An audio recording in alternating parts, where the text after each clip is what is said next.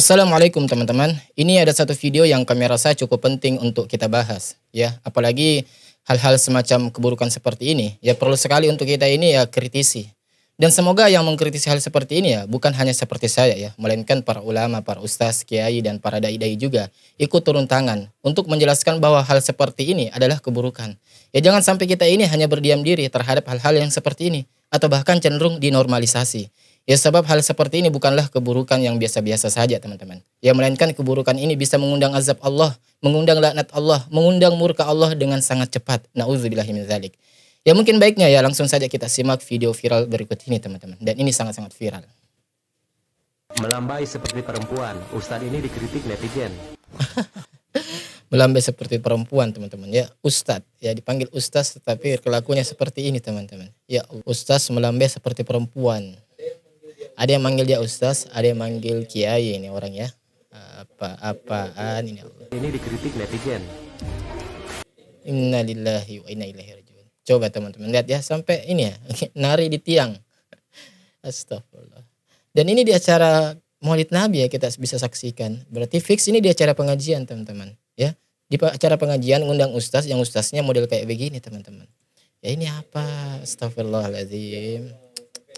Sampai nari di tiang ya. Udah kayak biduan malam gitu ya. Udah nari-nari di tiang. Video yang baru-baru viral diduga Ustadz Aat yang memang dikenal gaya ceramahnya seperti itu. Ustaz Aat ya namanya. Ustaz Aat ini ternyata udah dikenal teman-teman. Kalau isi ceramah pasti seperti itu gayanya. Ya jadi sekali lagi teman-teman ini ada yang manggil dia ini Ustadz. Ya ada yang manggil kiai dan ada juga yang panggil ulama. Kritik terhadap Ustadz Aat juga tidak sedikit. Kritik utama datang dari mereka yang merasa bahwa gaya yang dinilai melambai seperti perempuan Ping lagi teman-teman ya. Ini tidak pantas bagi seorang Astagfirullahaladzim. tokoh agama yang seharusnya menampilkan sikap lebih maskulin atau sesuai dengan stereotip gender tertentu. Ya. Bagi mereka penampilan dan gaya bicara yang demikian bisa mengurangi wibawa seorang. Coba teman-teman ya. Nari tiang ya. Nari di tiang udah kayak biduan ini mah namanya teman-teman. Dan kasihan teman-teman ya para dai, para ulama yang lain yang memang mereka ini sudah menjaga izahnya, ya kemuliaannya, kehormatannya, kewibawaannya, ya tetapi harus ya lagi-lagi tercoreng ya, sedikit tidaknya tercoreng ya gara-gara ulah ya dari ustaz ini, ya ustaz ngelambai. Bagi mereka penampilan dan gaya bicara yang demikian bisa mengurangi wibawa seorang ustadz dan menyebabkan audiens tidak fokus pada pesan yang Benar, ya sangat mengurangi kewibawaan ya seorang ustadz. Ya. Bisa-bisa jamaah ini nggak fokus kepada materi, ya hanya fokus kepada ya gestur tubuhnya teman-teman, pergerakan gesturnya. disampaikan. Tapi bagaimana nih menurut kalian nih? Astagfirullahaladzim, aduh ya Allah, kacau ya teman-teman ya, sangat kacau. Ya saya panggil aja Pak ya, soalnya bagi saya kalau memanggil ustaz ya agak lain. Ya kalau manggil ustaz tetapi ngelambai seperti itu.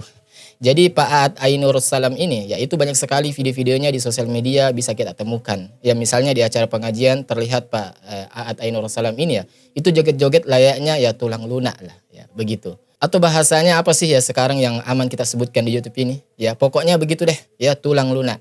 Ya kelihatan di acara pengajian itu ya, itu ngelambai-ngelambai, ya menghibur penontonnya. Ya tapi ingat ya, ini acara pengajian teman-teman. Dan yang membuat saya lebih heran lagi di sini adalah ini yang ngundang siapa? Ya kok bisa-bisanya gitu ya. Entah apakah yang ngundang ini juga kayaknya error ya atau apa wallahu alam. Kok bisa-bisanya ngundang ya ustaz seperti ini teman-teman. Aduh, kacau. Coba lihat teman-teman. Ya, gestur tubuhnya coba lihat.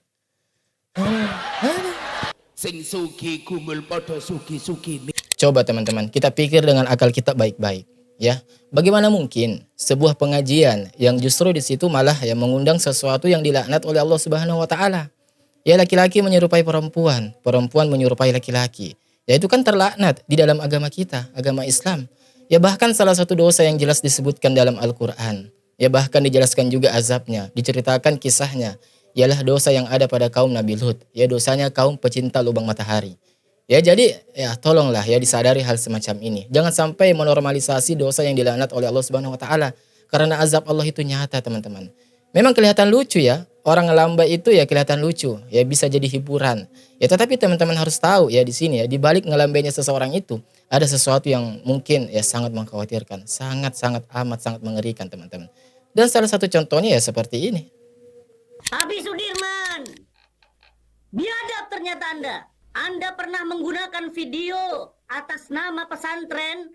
Anda Ya, tentu kalian masih ingat tentu ya teman-teman ya tentang kejadian ya kasus orang ini ya Habib Sudirman.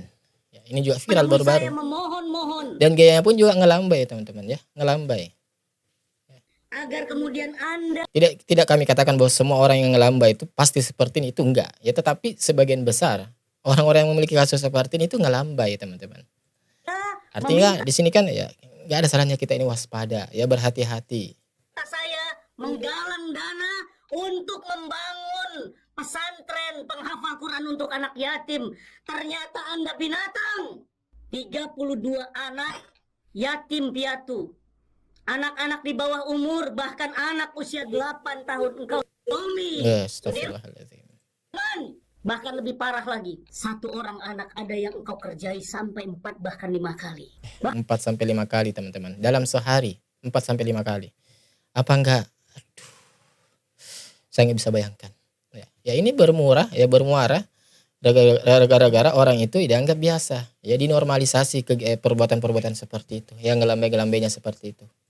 Bahkan ada yang kau kerjai ba'da sholat tahajud. Iblis engkau Sudirman. Apalagi maaf ini berkedoknya agama gitu. Ini berkedoknya agama. Agama dan cinta. Agama dan cinta. Tuh, agama dengan cinta. Ya. Sekarang tuh banyak akhirnya agama jadi kedok memang gitu. Iya. Karena orang nggak curiga teman-teman.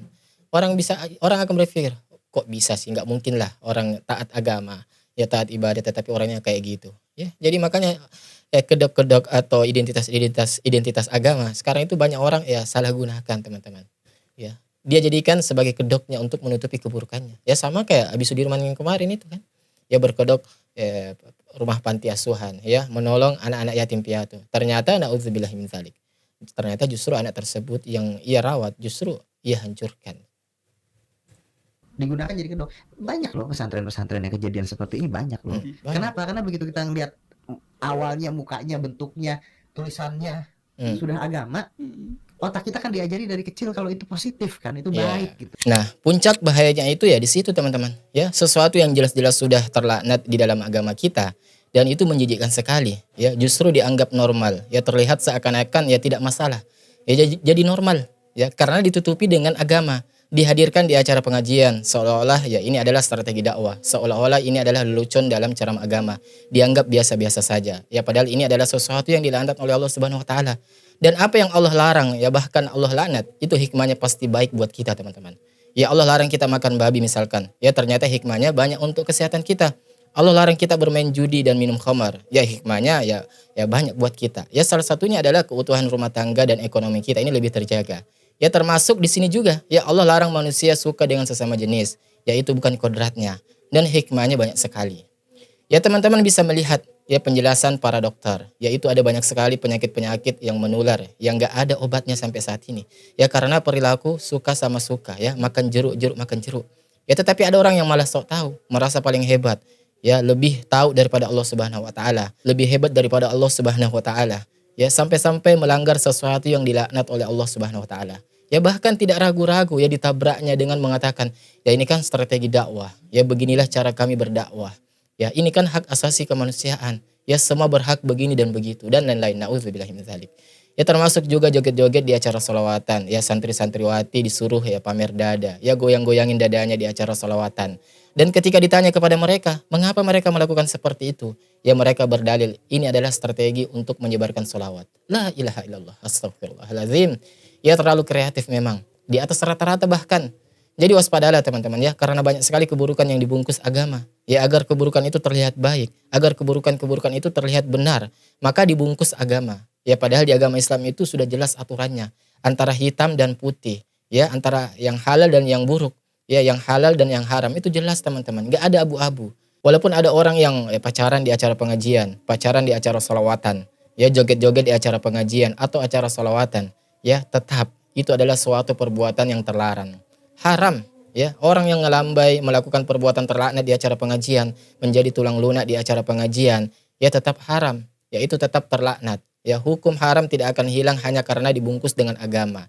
Hukum haram tidak akan hilang hanya karena kita ini berbuat kebaikan kepada sesama manusia. Perbuatan mencuri itu tetap haram ya sekalipun niatnya untuk diberikan kepada fakir miskin yang lebih membutuhkan. ya niatnya baik, ya tetapi caranya yang salah, ya maka tetap salah juga hukumnya. Jadi jangan kemudian mentang-mentang di acara pengajian, ya terus kalian ini bisa bebas berbuat seperti itu. Ya mentang-mentang di acara sholawatan, terus kita ini bebas gitu, ya enggak. Justru dengan acara pengajian itu dan acara sholawatan itu, kita harus lebih bisa menjaga diri kita lebih baik lagi, menjaga adab kita. Ya jangan sampai perilaku kita justru mencoreng pengajian tersebut. Ya semoga video ini bisa menjadi nasihat ya buat saya pribadi khususnya dan ya untuk kita semua. Dan kita ini doakan juga lah ya buat Pak Aat ini yang dipanggil Ustaz ya, dipanggil Kiai itu. Ya semoga kembali kepada jalan yang benar, ya menjadi laki-laki yang selayaknya laki-laki. Ya berdakwalah sebagaimana semestinya, ya. Anda sebagai laki-laki berdakwalah selayaknya seorang laki-laki. Ya dan semoga orang-orang yang terdekatnya Pak Aat ini ya itu mengingatkanlah ya atau orang yang mungkin satu organisasi dengan Pak Aat ini ya bisa mengingatkanlah itu. Ya kasihan teman-teman. Ya kalau terus-terusan seperti itu ya kan merasa benar dengan perilakunya seperti itu. Apalagi sampai dibawa-bawa ke ranah pengajian. Astagfirullahaladzim. Astagfirullah. Ya, kita ketemu lagi di video berikutnya insyaallah ya teman-teman. Dan seperti biasa gimana nih menurut kalian? Silakan coba komen di kolom komentar kita di bawah. Wassalamualaikum warahmatullahi wabarakatuh. Barakallahu fikum.